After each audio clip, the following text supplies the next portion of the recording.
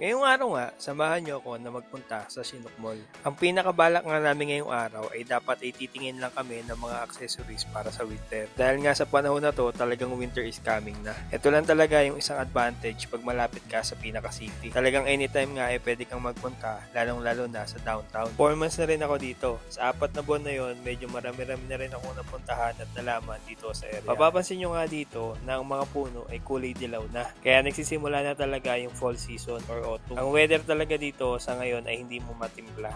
Minsan medyo mainit at minsan naman ay sobrang lamig. Sa umaga nga, sobrang lamig. Pero pagdating naman ng tanghali, tirik na tirik yung araw kaya napakainit naman. Tapos pagdating naman ng hapon, ay sobrang lamig naman ulit. Papunta na nga ako sa Chinook Mall. Tatagal nga lang ng 15 minutes yung biyahe ko papunta sa Chinook Mall. Tapos nga, ito yung pinakalikod ng bahay na inuupahan ko. Ganyan lang kalapit yung station mula sa bahay na tinitirahan ko. Dahil nga sobrang aga pa, wala pa talagang masyadong tao itong train. Dahil na rin siguro weekend ngayon. Dahil nga pag linggo rito sa Canada ay family day. Kaya mas pinipili talaga nila na magstay na lang sa bahay kasama ang pamilya. At pagtapos nga, andito na ako sa Chinook Mall Station. Medyo maglalakad ka rin mula sa station papunta dito sa pinaka-mall. Medyo malamig na rin talaga ng mga panahon na yan, pero nagawa ko pa rin talaga na mag-short. Sa labas lang naman kasi talaga malamig, pero doon naman sa loob ay mainit naman. Ang kulit nga no, pag pakiramdam mo nga pag nasa labas ka, parang naka-aircon ka. Pero pag nandun ka naman sa loob ng mall, parang naka-heater ka naman. At pagtapos nga, may biglang hindi inaasahan. Nagkaroon ng problema yung cellphone na ginagamit ko. Kaya since nandito na ako sa mall, nagtanong na rin ako ng plan about sa cellphone. Wala naman kasi talaga sa plano yung pagkuha ko ng cellphone. Pero para talagang nabudol na rin talaga ako ng mga panahon na yan. Parang nagulat na lang din talaga ako na nasa harap ko na yan. Dahil nga hindi naman talaga po pwede na wala naman akong magagamit. Ang bala ko nga lang sana ay iPhone